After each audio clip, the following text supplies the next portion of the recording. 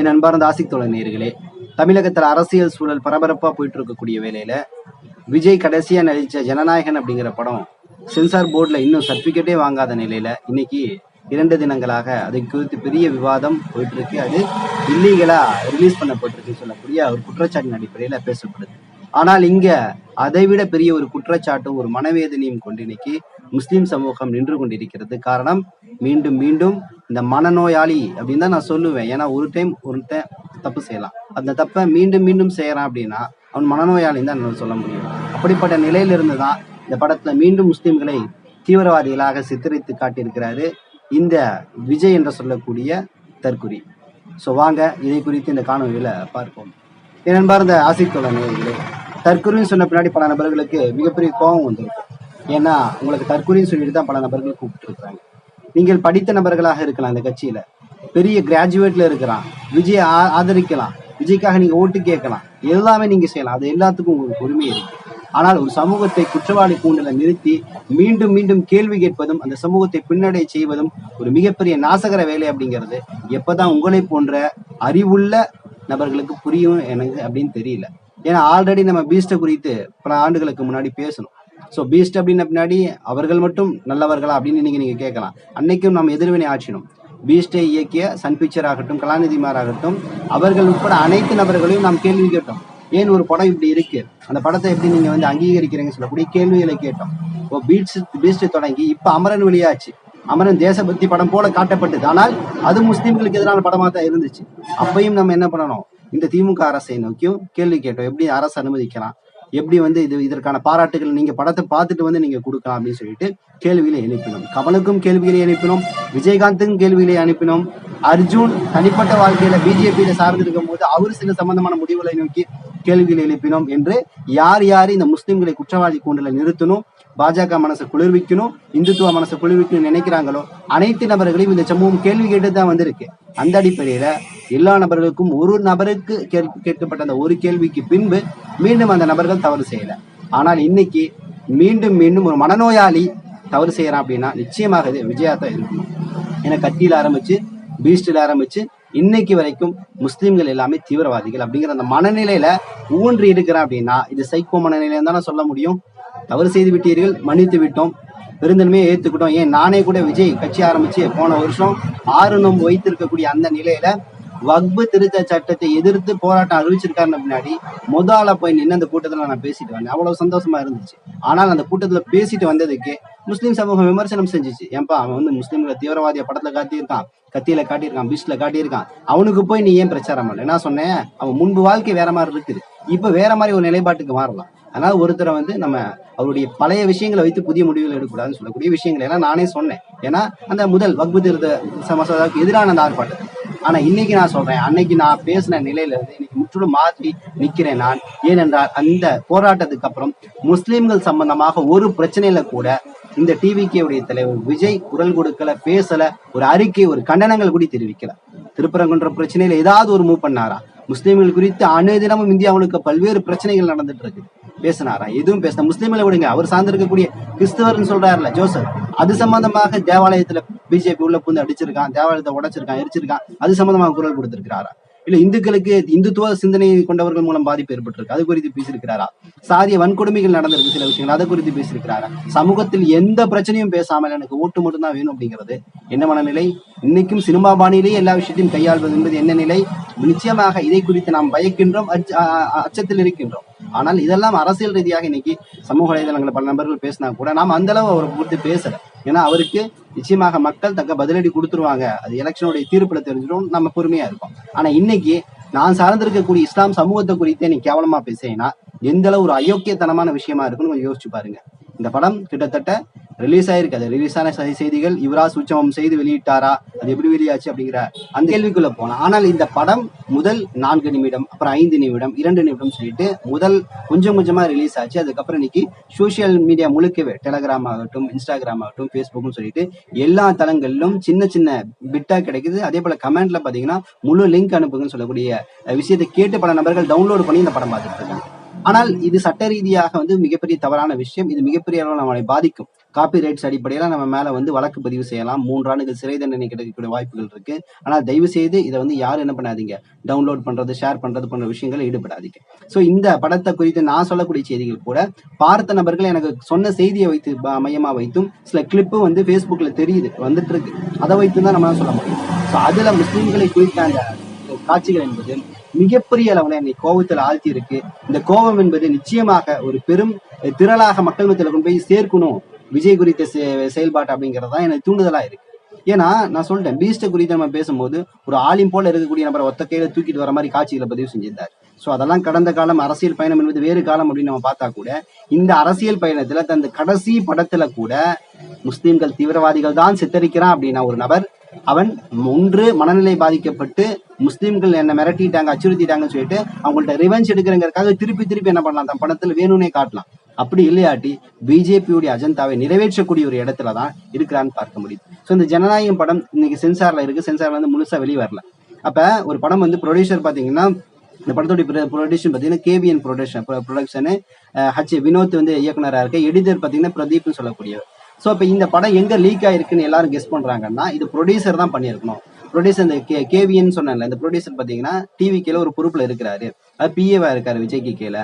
So இவரு கையில இருந்து தான் போயிருக்கணும். அதே மாதிரி இந்த படம் பாத்தீங்கன்னா ஒட்டுமொத்த படம் எல்லாம் எடிட்டிங் எல்லாம் முடிச்சு ரிலீஸுக்கு தயாரா இருக்கும் போது அது கிட்டத்தட்ட டிபி கணக்குல வருமாமா. ஜிபி 10-20 ஜிபிலாம் இல்ல, டிபி கணக்குல வருமாமா. அப்ப 1000 ஜிபிக்கு மேல. அப்ப இந்த படம் இன்னைக்கு வந்து 6 ஜிபி 8 ஜிபியா கிடைக்குது. அது கன்வெர்ட் செய்யப்பட்டிருக்கு. இப்ப இந்த கன்வெர்ட் செய்யறது, இது ஃபுல் மூவியா ஹெச்டியா வெளியிட்டது, இதெல்லாம் யாரு? ஏன்னா இந்த இடத்துல சென்சார் போர்டு வந்து அது இன்னொரு விஷயம் என்னன்னா, முழு படம் வெளியாயிருக்கு. சென்சார் போர்டு சர்டிபிகேட் கொடுக்கலன்னா முஸ்லிம்கள் குறித்த அவதூறுகள், பிரச்சனைகள் அதெல்லாம் சென்சார் பண்ணக்கூடிய ஒரு சூழல் இருந்திருக்கணும்னா, சென்சார் முழுமையா பண்ணாத சூழல்ல இந்த படம் வெளியாயிருக்குன்னா அப்ப இந்த செய்திகள் போய் சேரணுங்கிறது தான் அந்த வெளியிட்ட நபரோட இலக்கா இருக்கும். ஸோ சென்சார் போர்ட்ல இருந்து நேரா அது வந்து ப்ரிவியூ கவுன்சிலுக்கு வரும், ப்ரிவியூ ஷோக்கு வரும். ப்ரிவியூ ஷோல அதை பார்ப்பாங்க. பார்த்த முன்னாடி ப்ரொடியூசர் அவருக்கு கீழே இருக்கக்கூடிய விநியோகஸ்தர்களுக்கு கொடுத்து இந்த படத்தை வந்து ரிலீஸ் பண்ண வைப்பாங்க. இதுதான் அதோடைய ப்ரொசீஜரா இருக்கு. அப்ப இங்க சென்சார் போர்டு கிளியர் பண்ணல, இப்ப ப்ரிவியூ ஷோக்கும் அது போல அப்படிங்கும் போது அது ப்ரொடியூசர் தான் இதை வந்து வெளியிடக்கூடிய வாய்ப்பு இருக்குன்னு சொல்லக்கூடிய ஒரு ஐயங்கள் இன்னைக்கு சோசியல் மீடியால முன்வைக்கப்படுது. ஸோ எது எப்படியா இருக்கட்டும், படம் இன்னைக்கு வெளியாயிருச்சு. படத்துல முஸ்லிம்களை குறித்து இன்னைக்கு தீவிரவாதி சொல்லக்கூடிய சித்திரத்தை முன்வைக்கிறாரு. ஸோ என்னென்ன காட்சிகள் இது பேசுதுன்னு நம்ம இங்க பார்ப்போம். முதல் காட்சி கிட்டத்தட்ட ஒரு 1/2 மணி நேரத்திலேயே, இதை நான் சொல்றேன், இன்னும் படம் பார்க்கல, படம் பார்த்தோடைய ஃபீட்பேக், இந்த முஸ்லிம்கள் குறித்த பிரச்சனை எங்கெங்க விஜய் பேசியிருக்கான் அப்படிங்கிற விஷயத்தை தான் எனக்கு வந்து இங்க சொல்லப்பட்டுச்சு. ஸோ அதை வந்து நான் டீட்டெயிலா விசாரிச்சுதான் நான் இது சொல்றேன். படம் ஓட ஆரம்பிச்சு ஒரு 1/2 மணி நேரத்திலேயே முஸ்லிம்கள் குறித்த அந்த சித்திரம் உருவாயிருது. இந்த சித்திரம் எப்படின்னா, பாகிஸ்தான் நேரடியாக தமிழ்நாட்டில் வந்து இது போன்ற விஷயங்களை ஈடுபடுறது அப்படிங்கிற மாதிரி சில செய்திகள் காட்டப்படுது. இது இந்த படத்துல மைய விஷயமா எதிர்பார்க்கப்படுதுன்னு கேட்டீங்கன்னா, சுருக்கமா சொல்லணும் அப்படின்னா, ஒரு முஸ்லீம்கிட்ட, அதாவது குறிப்பா மதுரையில வந்து பட்டாசு வியாபாரம் செய்யக்கூடிய ஒரு முஸ்லீம் இருக்கான். ஸோ இந்த முஸ்லீம்கிட்ட வந்து இப்படி வந்து ஒரு கூலிப்படையாட்ட அவனை பயன்படுத்தி அவன்கிட்ட வந்து இப்படி வந்து இங்கெல்லாம் வைக்கணும் பாம்பு, பல இடங்கள்ல மதுரையில வைக்கணும்னு சொல்லக்கூடிய செய்தியை கொடுக்குறாங்க. இவன் கேட்ட பின்னாடி கூட இருக்கிற முஸ்லீம் சொல்றான், இந்த பாம்புல வச்சா பல நபர்கள் இறப்பாங்களே, இறந்தா இறந்துட்டு போட்டோம், இது கடவுளுக்காக செய்யறதுங்கிற அந்த வார்த்தை வந்து ஒரு பெரிய அளவுல இன்னைக்கு முஸ்லீம்களை தீவிரவாதிகளாக சித்தரிக்கக்கூடிய, கடவுளின் பெயரால் தீவிரவாதம் செய்யக்கூடிய அந்த விஷயத்த போலியாக பரப்பக்கூடிய ஒரு படமாக இன்னைக்கு இந்த விஜயோடைய இந்த ஜனநாயகம் படம் அமைஞ்சிருக்கு. கடவுளின் பெயரால் ஒருத்தர் செய்யறான் அப்படின்னா கடவுள் அதை விரும்பணும்ல, கடவுள் அதை சொல்லணும்ல, கடவுள் அதை ஏற்றுக்கணும்ல, அவன் வேத புத்தகங்கள் வழிகாட்டுதல் அதை செஞ்சு காட்டியிருக்கணும்ல. இஸ்லாமிய மார்க்கமாகட்டும் முஸ்லீம்களாகட்டும் ஒரு காலம் அப்படி செய்ய மாட்டார்கள். ஏன்? அவர்கள் வேத புத்தகங்கள்ல எந்த இடத்திலும் மனிதனை கொல்லுன்னு சொல்லல, ஒரு ஒட்டுமொத்த மனித பொதுமக்களை கொல்லணும்னு சொல்லல. அப்ப அந்த சொல்லாத ஒரு விஷயத்த கடவுளின் பெயரால் ஒருத்தர் செய்யறேன், கடவுளுக்காக செய்யறேன் அப்படின்னா அது நிச்சயமாக அது மிகப்பெரிய அளவுல ஒரு போலியான செய்தியா இருக்கு. இன்னும் சொல்லணும்னா அந்த நபர் 5 நேரம் தொழக்கூடிய நபரா இருக்காரு. ஏன்னா அவருக்கு தரைய பாத்தீங்கன்னா இங்க இருக்கு பாத்தீங்களா கருப்பு, இது போல இந்த கருப்பு தழும்பு இருக்கு. கருப்பு தழும்பு ஒருத்தருக்கு இருக்குன்னா என்ன அர்த்தம்? 5 நேரம் இல்ல, தஹஜத் முதற்கொண்டு தொழக்கூடியவரா இருக்கிறாரு. அப்ப இறைவன் பால் தொழக்கூடியவர், இறையச்சம் கொண்டவர், இறைவன் மீது பற்று கொண்ட ஒரு முஸ்லீம் கடவுளுக்காக பொதுமக்களை கொள்றாங்கிறதே ரொம்ப கான்ட்ரடிக்ஷனா வேறுபட்டு காணப்படுது இல்ல. அப்ப இந்த செயல்பாடு, இந்த செய்தி என்பது ஒரு பெரிய அளவுல விஜய் பிஜேபிக்கு செய்திகளை கொடுத்துட்டு இருக்கான், பிஜேபியுடைய அஜெண்டாவை நிறைவேற்றிட்டு இருக்கிறான், அல்லது மனநோயாளியாக இருந்து வெறிபிடித்தார் போல இந்த வேலையை செஞ்சுட்டு இருக்கான் அப்படிங்கறதான் நமக்கு புரியுது. இது ரெண்டுல ஏதோ ஒண்ணுதான் இருக்கணும் நிச்சயமாக. ஏன்னா மீண்டும் மீண்டும் தவறு, ஒரு அரசியல் பயணம் வந்துட்டோம், சிறுபான்மை ஓட்டு வேணும். இன்னைக்கு பாருங்க புதுக்கோட்டையில வந்து KM ஷரீப் போய் சேர்ந்திருக்கிறார். ஸோ இந்த செய்தியை கேள்விப்பட்ட ஷரீப் அவர்களே, தயவு செய்து இந்த கூட்டணியிலிருந்து விலகிருங்க. சீட்டும் தேவையில்ல, ஒரு வெங்காயம் தேவையில்ல, தூக்கி எரிஞ்சிட்டு வாங்க. நீங்கள் கொள்கை தலைவராக இருக்கக்கூடிய பழனி பாபா இன்னைக்கு இருந்தா என்ன செஞ்சிருப்பாரு? வேற மாதிரி ரிவீட் பண்ணுவீங்க. இந்த படம் இல்ல, விஜயே என்ன பண்ணிருப்பாரு? பெரிய லெவலில் தன் பேச்சாற்றலால முடக்கி இருப்பாரு. அந்த அளவு ஒரு கொள்கை தலைவனை வச்சுட்டு KM ஷரீப் நீங்களாம் தயவு செய்து ஒரு மூத்த முக்கிய தலைவர், நல்ல மனிதர், தயவு செய்து இவன் கூட்டணி இந்த படத்துக்கு அப்புறம் இருக்காதீங்க. காட்சிகள் அப்படி வேதனையாக இன்னைக்கு மனசு போட்டு உலுக்கிட்டு இருக்கு.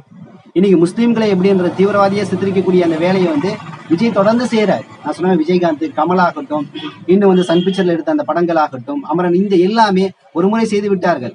அதுக்கு அடுத்து அதோடைய எதிர்வினை அவங்க பார்த்துட்டாங்க. ஆனால் விஜயை பொறுத்த வரைக்கும் கத்தியில் ஆரம்பிச்சு இன்னைக்கு வரைக்கும் தொடர்ந்து ஒரு விஷயத்தை பதிவு செய்யறான் அப்படின்னா எவ்வளவு பெரிய ஒரு பெரிய முஸ்லீம்கள் குறித்த வெறுப்பு இருக்கும்.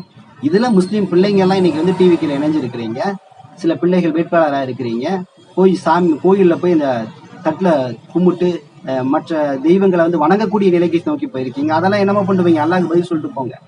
எப்படி நீங்கள் முஸ்லீம்களை தீவிரவாதியாக காட்டக்கூடிய இந்த கட்சியில நீங்கள் எப்படி பயணிக்க முடியும்?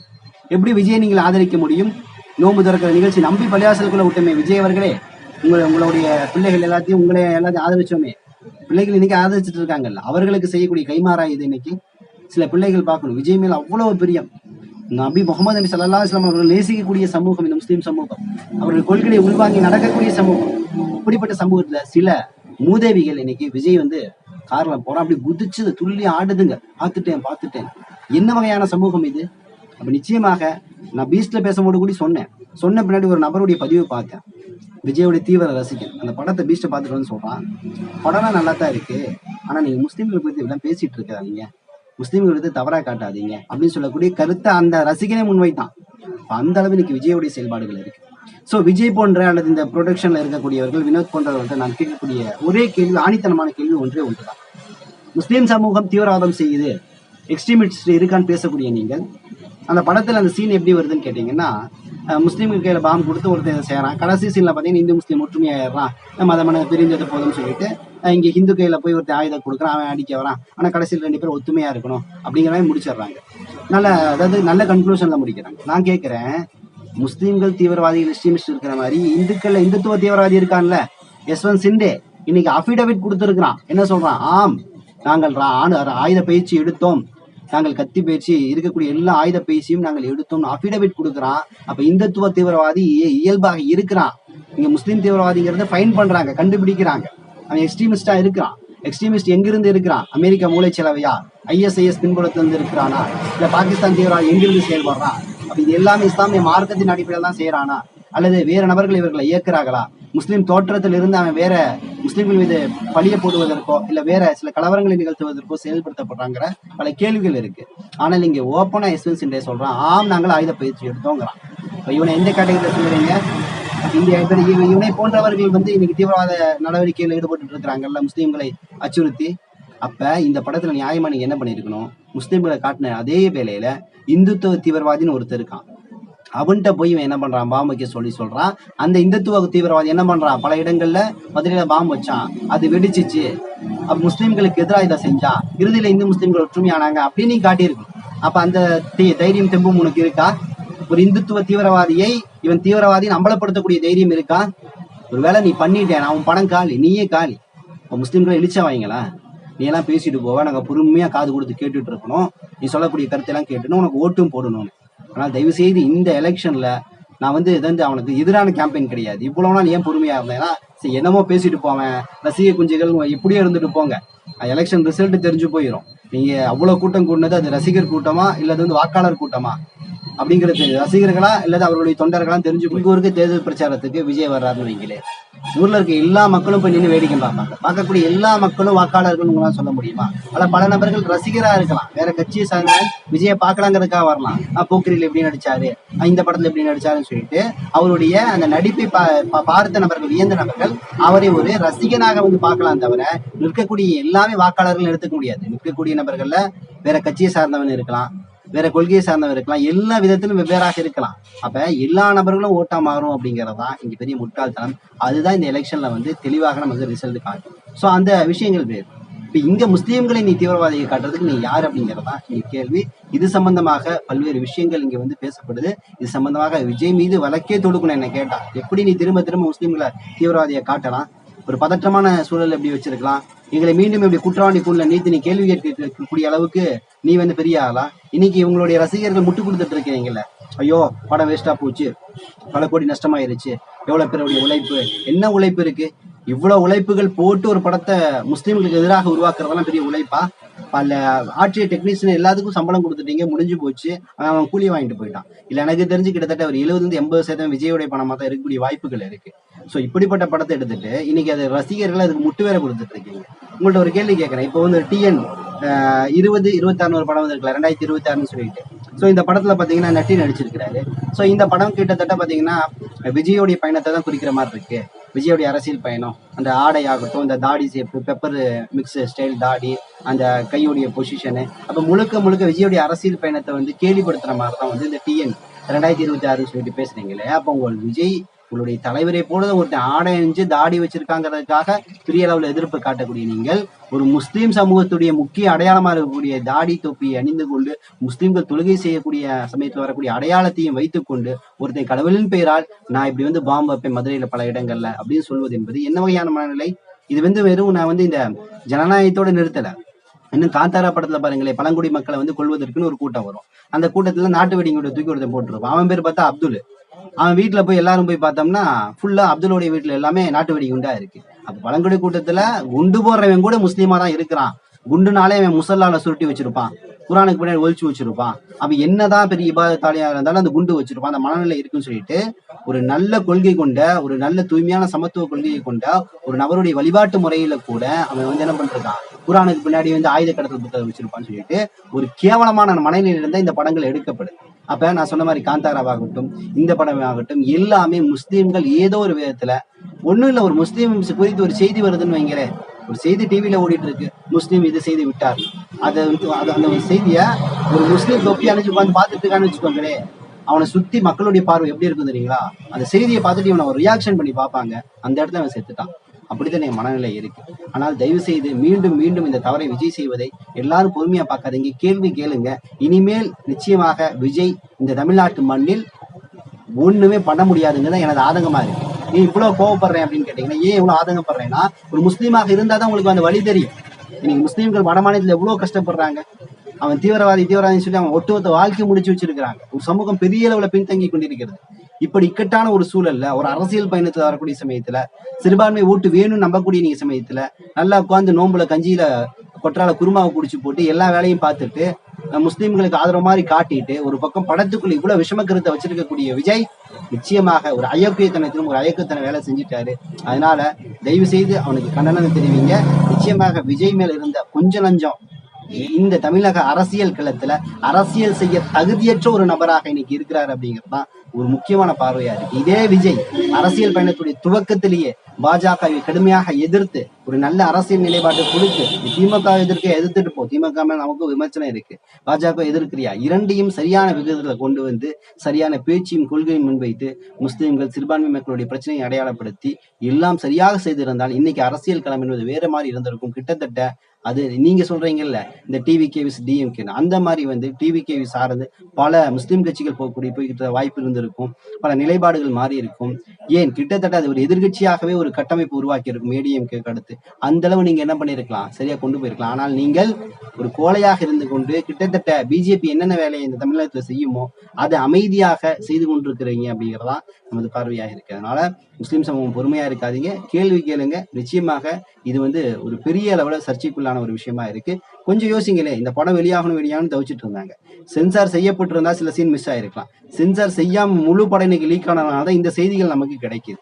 தான் எதிர்ச்சியா பார்க்க முடியுது. இன்னும் சில தகவல்களை திரட்டி கொண்டு இன்ஷா அல்லாஹ் விரைவில் வந்து உங்களை சந்திக்கின்றேன். நன்றி. அஸ்ஸலாமு அலைக்கும் வரஹ்மத்துல்லாஹி வபரகாத்துஹு.